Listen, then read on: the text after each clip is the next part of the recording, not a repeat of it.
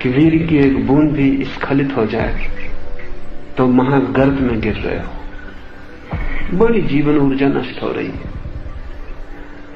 हिंदू मानते हैं कि 40 दिन में भोजन करने से एक बूंद वीर बनता है। सरासर असत्य, झूठ बात है, इसमें रत्ती भर भी सच्चाई नहीं। लेकिन बच्चों को डराने के लिए ईजाद की गई है, और बच्चे डरते हैं वो तो ठीक है, बूढ़े भी डरते हैं। एक साधारण पुरुष 70 वर्ष के जीवन में कोई आसानी से 4000 बार संभोग कर सकता है। प्रत्येक संभोग में कोई 1 करोड़ से लेकर 10 करोड़ तक वीर्याणु स्खलित होते हैं। एक शरीर के भीतर इतने वीर्याणु हैं कि अगर प्रत्येक वीर्याणु गर्भस्थ हो जाए तो इस पृथ्वी पर जितनी जनसंख्या है वो एक जोड़े से पैदा हो सकती। 4 अरब व्यक्ति एक स्त्री और एक पुरुष से पैदा हो सकते। और ये जो वीर्य है ये कोई आपके भीतर संचित संपदा नहीं है कि रखा हुआ है, इसमें से कुछ निकल गया तो कुछ कम हो जाएगा। ये वीर्य प्रतिपल पैदा हो रहा है। शरीर सांस ले रहा है, भोजन कर रहा है, व्यायाम कर रहा है, ये वीर्य पैदा हो रहा है। और आप हैरान होंगे कि जो आधुनिक खोजें हैं चिकित्सा शास्त्र की वो बड़ी भिन्न विपरीत है। वो कहती हैं जो व्यक्ति जितना वीर्य का उपयोग करेगा उतने ज्यादा दिन तक पुंसत्व उसमें शेष रहेगा। जो जितने जल्दी भय से बंद कर देगा वीर्य का उपयोग या संभोग, उतने जल्दी उसका वीर्य खो जाएगा। क्योंकि जब तुम वीर्य का उपयोग करते हो तो तुम्हारे पूरे शरीर को फिर वीर्य पैदा करने की क्रिया में संलग्न होना पड़ता है। जब तुम वीर्य का उपयोग नहीं करते तो शरीर को संलग्न नहीं होना पड़ता। धीरे धीरे शरीर की क्षमता वीर्य को पैदा करने की कम हो जाती। ये बहुत उल्टा दिखाई पड़ेगा। जो लोग जितना ज्यादा संभोग करेंगे उतनी लंबी उम्र तक संभोग करने में समर्थ रहेंगे। जो लोग जितना कम संभोग करेंगे उतने जल्दी रिक्त हो जाएंगे और चुप जाएंगे। तो पश्चिम में चिकित्सक समझाते हैं कि बुढ़ापे तक 70 और 80 वर्ष और 90 वर्ष तक भी अगर संभोग जारी रखा जा सके तो तुम्हारे ज्यादा जीने की संभावना है, क्योंकि शरीर तुम्हारा ताजा रहेगा।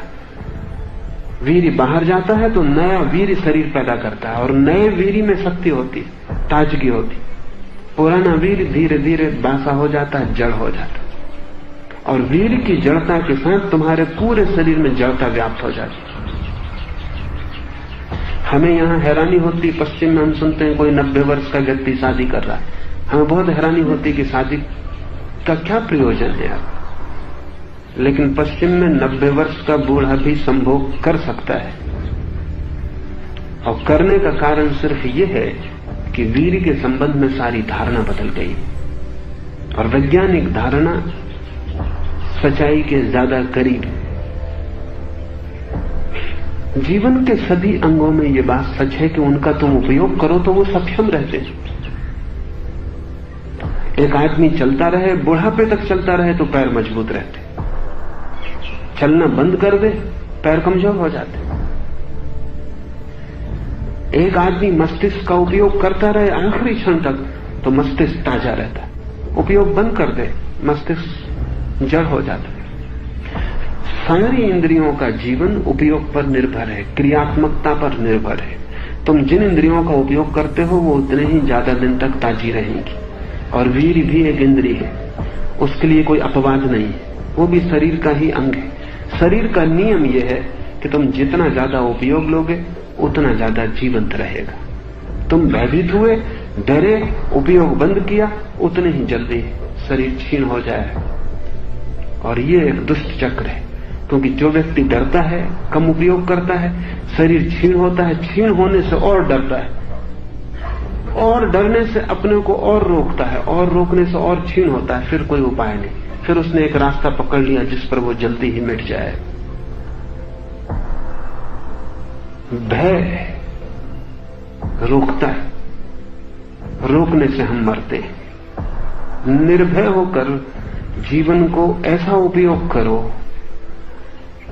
रोजा लग्जमबर्ग ने, एक जर्मन महिला ने कहा है जैसे कोई मसाल दोनों तरफ से जले।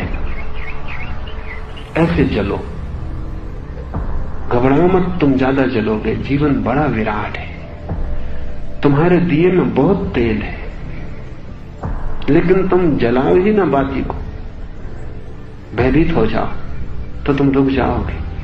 सारी दुनिया में पुरानी संस्कृतियों सभ्यताओं ने वीर के संबंध में बड़ा भयभीत किया है लोगों को। इसके कारण, क्योंकि जैसे ही कोई व्यक्ति वीर के संबंध में भयभीत हो जाता है, उसे गुलाम बनाना आसान है। आपने उसकी जड़ पकड़ ली, वीर जड़ है। अगर किसी व्यक्ति को काम वासना के संबंध में बहुत अपराध से भर दिया, तो ये व्यक्ति न तो विद्रोही रह जाएगा, न शक्तिशाली रह जाएगा, और सदा अपराध की भावना इसको दबाएगी। अपराधी को दबाना बहुत आसान है। तो राज्य भी चाहता है कि आप अपराध अनुभव करें, समाज भी चाहता है, सभी जिनके हाथ में सत्ता है चाहते हैं कि प्रत्येक व्यक्ति जो पैदा हो वो भयभीत रहे। भयभीत रहे तो उसकी मालकियत की जा सकती है।